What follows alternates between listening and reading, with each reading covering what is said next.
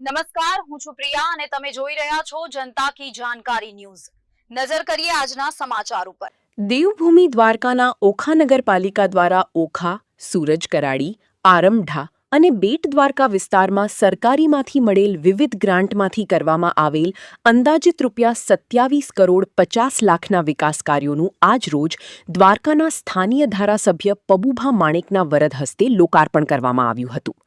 તથા સૂરજ કરાડીના ગાત્રાળ માતાજી મંદિર ચોકમાં ધારાસભ્ય પબુભા માણેક દ્વારા આગામી સમયમાં અંદાજિત ₹8 કરોડ 65 લાખના ખર્ચે કરવામાં આવનાર વિવિધ વિકાસ કાર્યોનું ખાતમુહૂર્ત પણ કરવામાં આવ્યું હતું। આ પ્રસંગે ઓખા નગરપાલિકાના પ્રમુખ રાજુભાઈ કોટક, ઉપપ્રમુખ હાડાભા માણેક, ચીફ ઓફિસર અશ્વિનભાઈ ગઢવી સહિત અધિકારીગણ અને અગ્રણીઓ તેમજ ઓખા નગરપાલિકાના સદસ્યગણ તેમજ કર્મચારીગણ અને મોટી સંખ્યામાં સ્થાનિક લોકો ઉપસ્થિત રહ્યા હતા। રિપોર્ટ લલિત શિગંદિયા, દેવભૂમિ દ્વારકા। આજે નગરપાલિકા દ્વારા જે 20 કરોડના કામ થઈ ગયા છે એનું લોકાર્પણ હતું અને 9 કરોડનું જે આજે ઉદ્ઘાટન હતું એ રીતનું આજે આ સમારંભ હતું, જેની અંદર જેટલા કામ થઈ ગયા છે આ નગરપાલિકા ઓખાની એની અંદર પુષ્કળ પૈસા ગ્રાન્ટો આવે છે ગુજરાત સરકારની, કેન્દ્ર સરકારની, અને 6 મહિને પ્રજાને હિસાબ આપતી હોય એવી ઓખા નગરપાલિકા છે, જેની અંદર હું ખૂબ ધન્યવાદ આપું છું ત્યાંના સભ્યોને, પ્રમુખને, ઉપપ્રમુખને, સ્ટાફને અને